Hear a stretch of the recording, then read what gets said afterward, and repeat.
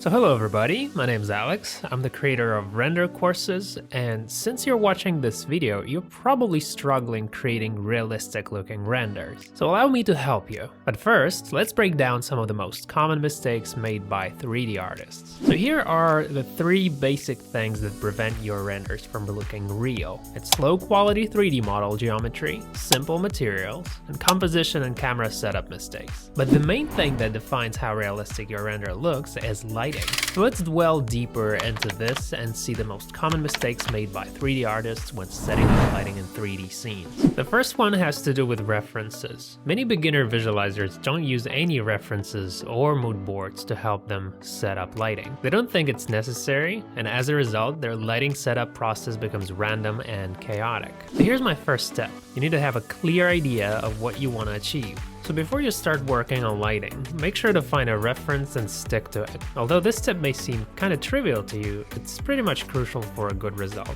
The next mistake is light-shadow balance. This problem usually occurs when a light source is put incorrectly. For example, if a light shines from the viewer's side, the light it produces may look flat. Another pitfall has to do with shadows. Shadows often can be too bright or too dark. This mistake is quite common in daylighting scenes, when shadows from the sun are either too white or, on the contrary, too black, to the point of disappearing in complete blackness. So you should definitely avoid that. Another frequent mistake I'd like to address is a lack of balance in artificial and natural light sources. Like for example, when you have a bright sunny day in the render, but choose to light up the windows all the same. This mistake has to do with the imbalanced brightness of fill light, or incorrect balance between fill light, natural light, and artificial interior light. All of this stuff makes your scene look unrealistic.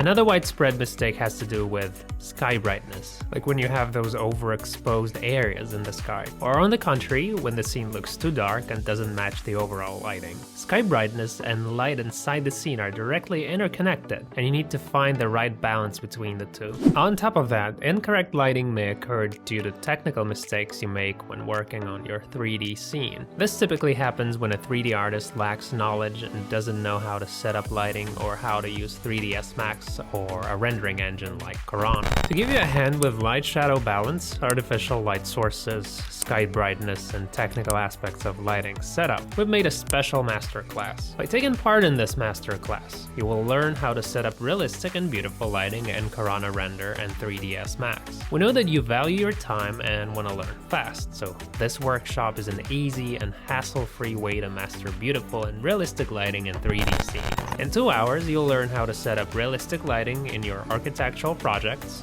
fast and easy. The workshop covers main type of exterior lighting, including day, post-sunset, artificial, and overcast lighting. Also, we share smart life hacks for setting up each of these lighting schemes step by step to achieve a beautiful result in a short time. And for those who want to dive deeper into the topic, we show how to create hybrid exterior lighting. The renders you now see on your screen were all made by our students. So go ahead and join us. We offer a 50% discount on workshop with the first hour. So hurry up and impress your clients with top quality renders. You'll find the link in the description to this video. Good luck!